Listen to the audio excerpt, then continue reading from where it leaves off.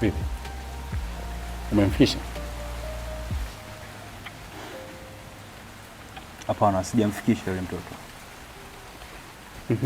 Tumetoka hapa moja kwa moja mpaka pale bondeni. Pale amekutana na watoto wenzake. Sema nigomea nisimfikisha stendi. Amesema mwenyewe anapafahamu kwa. Kisha kuwa tayari. Kwa ile masuala ya kupelekwa hataki tena. Unaona mtoto yule alivyo kiburi yule. Mtoto jeuri sana. Yaani yule mtoto jeuri vibaya mno. Baada ya kuwaona wenzake pale, dharau alizoniletea, ilibaki kidogo tu nimkate makofi. Sasa ilibaki kidogo, si ungempiga yule? Ndugu yangu, watoto wasikuzi malazi mengi. Ukimwona anatembea hivi kama mzima, lakini unaweza kashangaa ukampiga kofi moja tu pap, kashangaa kenda mazima. Kesi hizo. Si unaweza kanipeleka jela ndugu yangu na ndugu kaishia hapo hapo. Wewe, yule wa kwetu yule. Na alivyo na kiburi yule. Yaani hata sijui kwa nini tu. Watoto wa nje ndoa sijui kwa nini wana kiburi kiasi hicho. Yule mtoto sijui hata kama yaani hambiliki, hashauriwi. Yaani yeye analopanga anataka afanye. Lakini ukimwelekeza fanya hiki, yeye hataki. Yeye anajua kula na kuamua kipi afanye, kipi asifanye. Sasa shauri yake. Yesi ameamua kuondoka mwenyewe, mwacha aende. Litakalompata la kumpata huko, shauri yake atajua mwenyewe huko. Oh.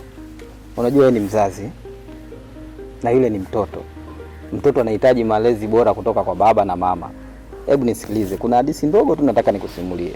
Nafikiri utajifunza kupitia hii hadithi. Kuna kijana mmoja wa darasa la 5. Wazazi wake walikuwa wanapendelea sana kumpeleka kwa bibi yake kipindi cha likizo. Kila ikifika kipindi cha likizo wanamchukua, wanampeleka kwa bibi yake, wanamuacha wao wanarudi, likizo ikiisha wanaenda wanamfuata, wanamchukua wanarudi naye. Sasa yule kijana siku hiyo baada ya kuingia darasa la 5 walipopata likizo akarudi nyumbani. Kurudi nyumbani akamwambia baba, unajua mimi sasa hivi nipo la ngapi? Mimi nishafika darasa la 5. Kwa hiyo kuanzia leo baba, sitaki kupelekwa kijijini na mtu yoyote. Nataka niende mimi mwenyewe. Nishakuwa nipo la 5 sasa hivi. Wazazi wakamwambia wewe bado mdogo. Wewe bado mtoto mdogo. Hujajua chochote kile. Sisi tutakupeleka. Mtoto anasema hapana. Mimi sasa hivi sitaki kupelekwa. Mimi sasa hivi nishakuwa. Najua kusoma, najua kuandika. Nipo darasa la 5. Nitapotea wapi mimi? Kwa sasa hivi mimi nataka niende mwenyewe, sitaki kupelekwa na mtu yoyote. Kwa sasa wakakaa pembeni wakanongonezana. Unajua huyo mtoto na bado hajakuwa. Bado anafanya mambo ya kitoto. Lakini sasa ili tusiondoe furaha yake, hem tumkubalie.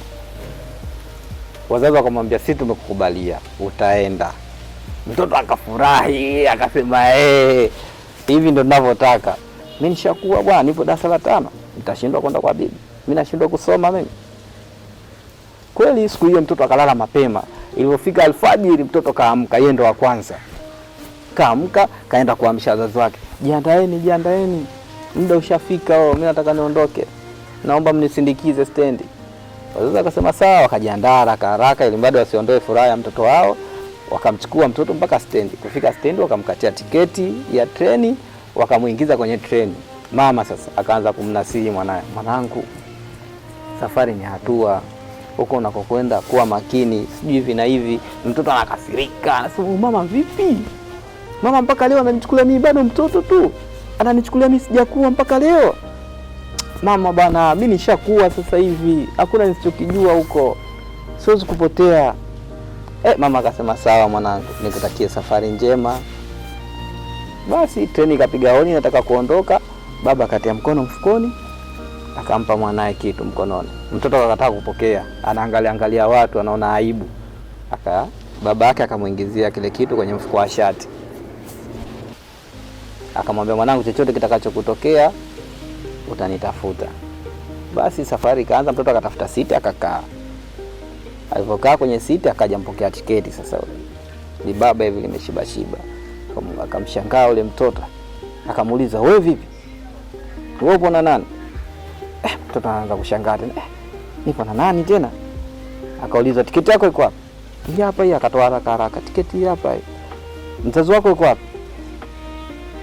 Mtoto anababaika, hana la kujibu. Unaenda wapi?" "Naenda kwa bibi." "Nani anakupeleka?" Mtoto akaanza uoga. mbona maswali kama amekuwa maswali ya kipolisi hivi? Au ndo maana baba alikuwa hataki mimi nisafiri peke yangu? Akaanza kuangalia wale abiria wengine, abiria wameshika tama tu hivyo wanamwangalia. Yule mtoto akaona kama wale abiria wanamsikitikia, akaanza kutoa chozi. Akaanza kulia yule mtoto. Wakati analia akakumbuka kuna kitu aliyekiwa na baba yake. Akatia mkono mfukoni, akatoa ni karatasi. Akaichukua ile karatasi akaiangalia hivi, baba ameandika, mwanangu, usiwe na hofu wala usiwe na wasiwasi, chochote kitakachotokea sisi tuko pamoja na wewe. Sisi tupo behewa la nyuma, tunaenda wote mwanangu. Kwa hiyo punguza pressure, tunaenda wote. Kweli bwana mtoto akapata bashasha pale, kile kilio kikaondoka. Akapata nguvu pale, akasema kumbe wazazi wangu wapo. Kumbe wazazi wangu wananipenda. Hawezi kuniacha hata kama nitakwambishi kiasi gani. Yule mtoto pale akapata amani ya moyo, akamjibu, mimi wazazi wangu wapo behewa la nyuma, behewa hilo wamekosa siti. Ndio maana wamekaa behewa la nyuma. Kwa hiyo wazazi wangu wapo na wananipeleka. Sijui umeelewa. Nafikiri kuna kitu mtakuwa mmejifunza hapa. Mimi nipo ndani.